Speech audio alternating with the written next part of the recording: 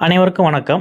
இன்னைக்கு 28 வயது இளைஞர் பெரிய தொழில் அதிபரா இருக்கிறாரு. அவருக்கு கீழ பார்த்தீங்கன்னா, 100க்கும் மேற்பட்டோர் வேலை பார்த்துட்டு இருக்க ஒரு நிறுவன தலைவரா இருக்கிறாரு. ஒரு பெரிய தொழில் நிறுவனத்த வச்சு ரன் பண்ணிட்டு இருக்க ஒரு ஜாதகத்த பார்க்கலாம். பொதுவாவே ஒரு ஜாதகத்தில அ சின்ன வயசுல சக்சஸ் ஆவாங்களா? இல்ல மத்தியம வயசுல சக்சஸ் ஆவாங்களா? இல்ல தன்னோட வயது காலம் கடைசி காலத்தில சக்சஸ் ஆவாங்களான்னு 3 வகையா பிரிக்கலாம். ஒரு 30 வயதுக்குள்ள சில ஜாதகங்கள் பார்த்தீங்கன்னா, சட சடன்னு மேல வந்துருவாங்க. அந்த ஜாதகத்தில பார்த்தீங்கன்னா லக்னாதிபதி ரொம்ப ஸ்ட்ராங்கா இருந்து, சம்மந்தப்பட்ட தசாபுத்தியும் உங்களுக்கு லக்னாதிபதியோ, 5ஆம் அதிபதியோ, 9ஆம் அதிபதி திசையோ சரியான பருவத்திலே நடந்து 2மே ஒரு சேர அமைஞ்சதுன்னா, அந்த ஜாதகம் பார்த்தீங்கன்னா, அந்த 30 வயசுக்குள்ளேயே அவங்க தனக்குன்னு ஒரு தொழில தேர்ந்தெடுத்து, அதில செல்வ செழிப்பா பெரிய பொருளாதாரத்தில பெரிய சக்சஸ் அண்ட் லைஃப்ப கொண்டு போற அமைப்ப ஏற்படுத்திரும். அதை 2வது ஆப்ஷன் பார்த்தீங்கன்னா, இங்க லக்னம் பலவீனமா இருக்கும். லக்னாதிபதி ஆட்சி உச்சமா இருப்பாரு. அதுக்கு சம்மந்தப்பட்ட திசை சப்போர்ட் பண்ணுச்சுன்னா, 40 டூ 50 வயசு காலங்கள்ல இவங்களுக்கு அந்த திசையெல்லாம் வந்ததுன்னா, அந்த வயசுல அவங்க ஒரு தொழில் தொடங்கி அதில ஒரு சக்சஸ் ஆவாங்க. இதில லக்னம் ஒன்றுக்கு மேற்பட்ட கிரகங்களால பாவத்துவமாகி, லக்னாதிபதி ஆட்சி உச்சமாகி சம்மந்தப்பட்ட லக்ன யோகர்கள திசை வரும்போது அவங்க 40, 50 வயதுகள்ல சக்சஸ் ஆவறத நம்ம பார்க்க முடியுது.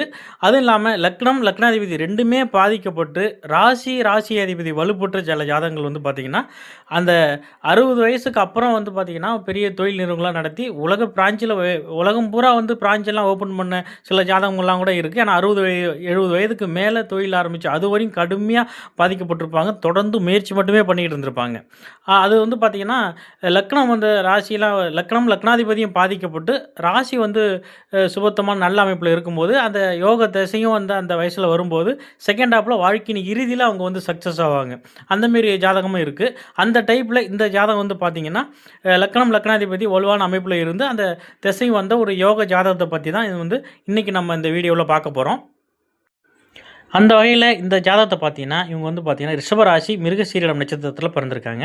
லக்னமா இருந்திருக்கிறது மிதுன லக்னம். இந்த ஜாதகத்தில லக்னத்துக்கு 7ஆம் இடத்துல சுக்கிரன் இருந்து, அது லக்னத்த பார்க்குறாரு. 9ஆம் இடத்துல குரு இருந்து லக்னத்த பார்க்குறாரு.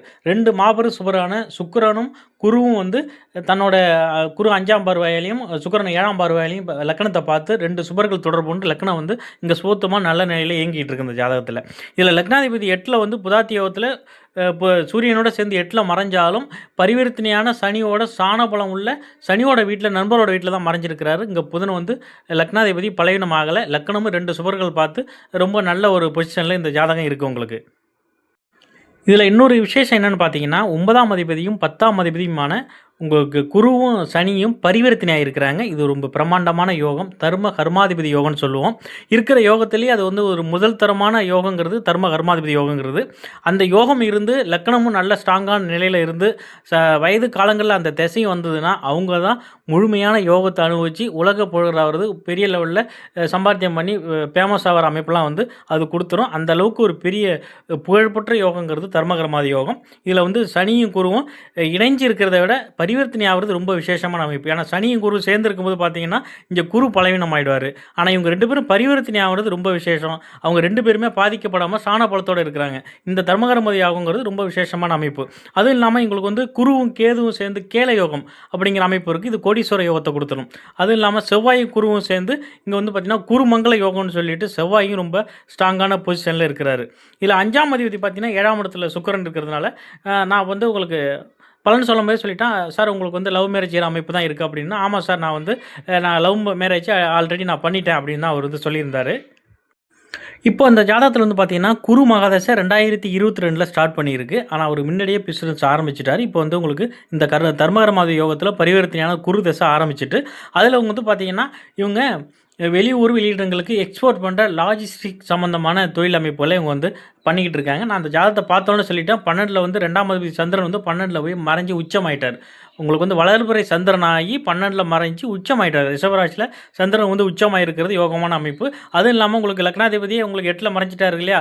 மறைஞ்சிருந்து வெளியூர், வெளியிடங்கள்ல தொழில் பண்ணுவீங்க சார். இப்போ வெளியூர் வெளியிடங்கள்லேருந்து இருக்கிற இடத்துலேருந்தே வெளியூர், வெளியிடங்கள்லேருந்து சம்பாத்தியம் பண்ணக்கூடிய அமைப்பு உங்கள்ட்ட இருக்கு. அதுக்கான தொழில் வேலைகள் நடந்துகிட்டு இருக்கு சார் தான் நான் பலன் சொல்லியிருந்தேன்.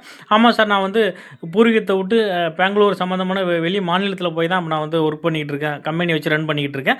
எக்ஸ்போர்ட் சம்மந்தமான ஒரு ஆலோசனைங்கிறது இருக்குது. அதுக்காக தான் நான் உங்களுக்கு தொடர்பு கொண்டேன். வருங்காலம் எப்படி இருக்குது, நான் எக்ஸ்போர்ட் தொழில் எடுத்து பண்ணலாமா, இதில் நான் பெரிய லெவலில் ஜெயிச்சிடலாமா அப்படின்னு சொல்லி தான் இவர் என்கிட்ட கேட்டிருந்தாரு. இந்த ஜாதகத்தில் லக்னம், லக்னாதிபதி, 5ஆம் அதிபதி, 9ஆம் அதிபதி எல்லாமும் வலுவாகி தர்மகர்மாதி யோகம் இருந்து அந்த திசையும் அந்த பருவ வயசில் ஆரம்பிச்சிருக்கு. இப்போ உங்களுக்கு 10ஆம் அதிபதி திசையாக இருந்தாலும் அதில் உங்களுக்கு குரு திசையில் சனி புத்தி, தர்ம கர்மாதிபதி அதாவது 10ஆம் அதிபதி திசையில் 9ஆம் அதிபதி புத்தி நடக்கிறது. இந்த பீரியடுங்கிறது உங்களுக்கு கோல்டன் பீரியடாக இருக்கும்.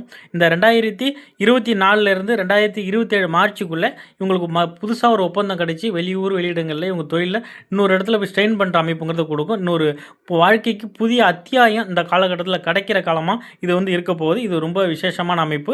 இதுக்கு வந்து பார்த்திங்கன்னா கோச்சாரமும் கை கொடுக்கும். எந்த ஒரு நிகழ்வுக்கும் கோச்சாரம் தசாபதி எல்லாத்தையும் இணைச்சி தான் நம்ம வந்து பலன் எடுக்கணும். அப்போ தான் அது வந்து சரியாக வரும். இதில் வந்து பார்த்திங்கன்னா ராசிக்கு 11ல் 30 எழுத்து ஒரு பேர்ச்சியாரோட சனி வந்து இப்போ லாபஸ்தானத்துக்கு வந்திருக்காரு. குரு வந்து 2ஆம் இடத்துல வந்து இருக்கிறாரு. 3ஆம் இடத்துல அப்புறம் உச்சமாக போகிறாரு. இப்போ உங்களுக்கு ராசிப்படியும் கோச்சார அமைப்பு ரொம்ப நல்லாயிருக்கு. லக்னப்படியும் உங்களுக்கு தர்ம கர்மாதி பரிவர்த்தனமே அவரோட புத்தியும் நடக்கிறதுனால இந்த காலகட்டத்தில் இவங்க கை வைக்கிற வேலைங்கிறது பெரிய லெவலில் போய் பேரும் புகழும் கிடைக்கக்கூடிய அமைப்புங்கிறது இருக்குது. இதில் 2038 வரையும் குரு தசையும் அதுக்கப்புறம் சனி தசையும் நடக்க போகுது. தொடர்ந்து அடுத்த ஒரு 35-40 வருஷத்துக்கு தர்ம கர்மாதிபதி யோக தசையிலே தொடர்ந்து நடக்க போகிறதுனால இவங்க ஒரு விஐபி ஜாதகம். எல்லா வசதியாகவும் பொருளாதாரம், லக்ஸரியான வாழ்க்கை, ஸ்டார் ஹோட்டலில் உணவு இருந்துறது, லக்ஸரியான காரு போன்ற இதுக்கு போகிறது பழக்க வழக்கம், லக்ஸரியான கார் போன்ற சொகுசு வாகனங்களை பயன்படுத்துறது போன்ற ஒரு சுகமான வாழ்க்கையை இந்த ஜாதகர் அடுத்த ஒரு 40 வருஷத்துக்கு அனுபவிக்க போகிறாரு. அதுக்கான தசாபத்தியும் வந்து ஒத்து வருது. அந்த அமைப்பு இந்த ஜாதகத்தில் இருக்கிறதுனால தொடர்ந்து ஒரு மேல் நிலைமையில் போவாருங்கிற அமைப்பு தான் நான் வந்து சொன்னேன்.